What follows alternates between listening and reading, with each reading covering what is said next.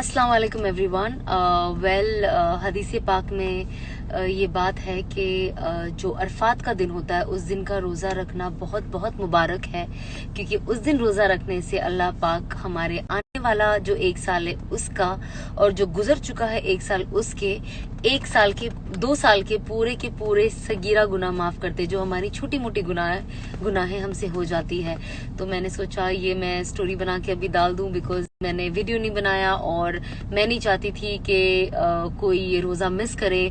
हम सब ये कल इंशाल्लाह रोज़ा रखने वाले हैं, तो बस दुआ कीजिए। और आज की रात और कल की ईद की रात है, खूब अल्लाह से मांगे और अल्लाह से दुआ कीजिए कि इंशाल्लाह अल्लाह ताला हमें अगले साल हज पे बुलाए और हमें जैसे वो पसंद करते हमें वैसा बनाए।